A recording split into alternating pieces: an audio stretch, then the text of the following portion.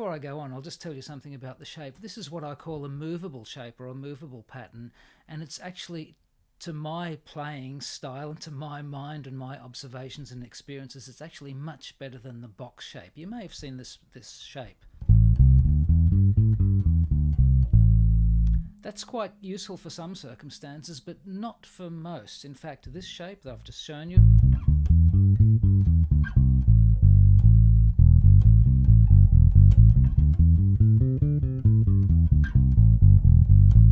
see how that allows you to play above and below the octave most of the time, so you can go beyond, whereas with the box, it's sort of stuck in this box shape, and that's why a lot of people get caught in a rut, because they're stuck in a box. Now, however, I'm going to use a high F. Let's say for some reason it works better acoustically, orally, it just sounds better to use a high F in the bass, but go to a low A. Now that provides a lot more options, because between a high F and a low A, you've got plenty more notes to fill in. Let's have a look at those possibilities. I'll play something first. 1, 2, and 3, 4.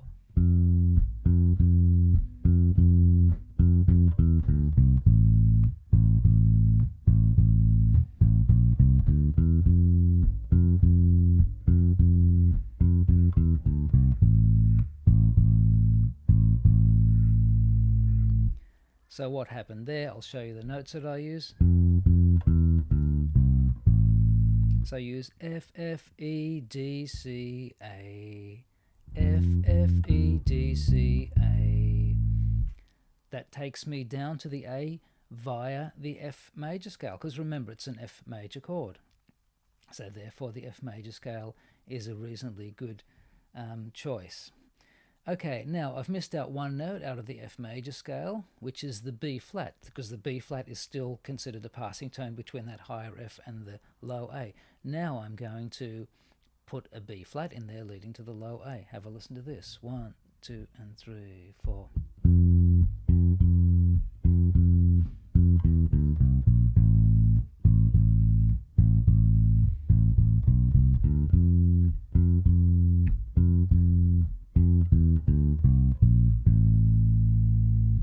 So F, E, D, C, B flat, A.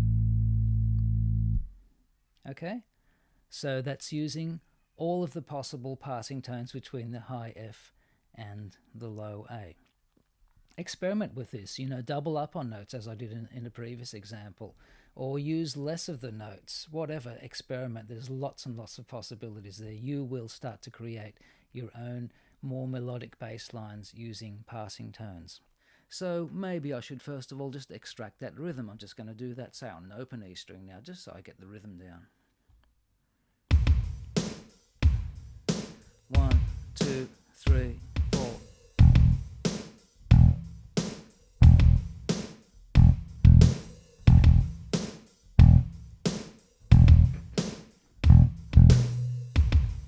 So that's easy enough. Once you've hummed it, it's pretty easy to then put on a string. What I'll do now is I'll just add some other notes. Let's say I'll just go E, G, A, B, something like that. See what happens. All up the E string now.